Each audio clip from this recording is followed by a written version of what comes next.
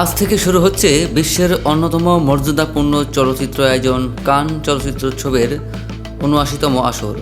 ফ্রান্সের মনোরম শহর কানসে বসছে বিশ্ব সিনেমার এই মহাযজ্ঞ, যেখানে বিশ্বের বিভিন্ন দেশের নির্মাতা, অভিনয়শিল্পী, প্রযোজক ও চলচ্চিত্র প্রেমীরা একত্রিত হবেন সিনেমার উদযাপনে।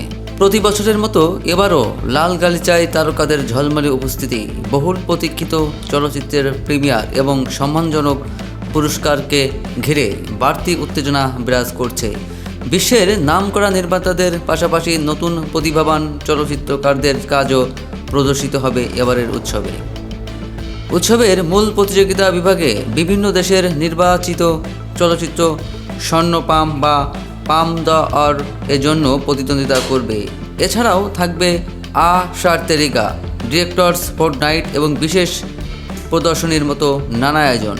চলচ্চিত্র বোদ্ধাদের মতে এটি শুধু একটি উৎসব নয়, এটি বিশ্ব চলচ্চিত্র শিল্পের অন্যতম গুরুত্বপূর্ণ প্ল্যাটফর্ম। এখান থেকেই অনেক চলচ্চিত্র আন্তর্জাতিক স্বীকৃতি ও বিশ্বব্যাপী দর্শকপ্রিয়তা লাভ করে। এবারের আসর ঘিরেও ইতিমধ্যে বিশ্বজুড়ে সিনেমা প্রেমীদের মধ্যে তৈরি হয়েছে ব্যাপক আগ্রহ ও উচ্ছ্বাস। আগামী কয়েকদিন ধরে এই আয়োজন হয়ে উঠবে বিশ্ব চলচ্চিত্রের প্রাণকেন্দ্র। গত কয়েক বছরে কানে বড় হলিউড সিনেমার প্রিমিয়ার ছিল অন্যতম আকর্ষণ, কিন্তু এবার বড় কোনো মার্কিন স্টুডিও তাদের ব্লকবাস্টার নিয়ে হাজির হচ্ছেন না। বিশ্লেষকদের মতে সামাজিক ও যোগাযোগ মাধ্যম কেন্দ্রিক প্রচারণায় ঝুঁকে পড়া, খরচ কমানো এবং কানের কঠোর সমালোচকদের ভয়, এই তিন কারণেই হলিউড এবার অনেকটা দূরে থেকেছে।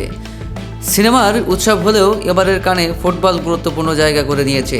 এরিক কাতোয়াকে নিয়ে নির্মিত তথ্যচিত্র কাতোয়া যেমন থাকছে তেমনি আছে ১৯৮৬ সালের বিশ্বকাপের সেই বিতর্কিত ইংল্যান্ড আর্জেন্টিনা ম্যাচ নিয়ে তথ্যচিত্র দ্য ম্যাচ।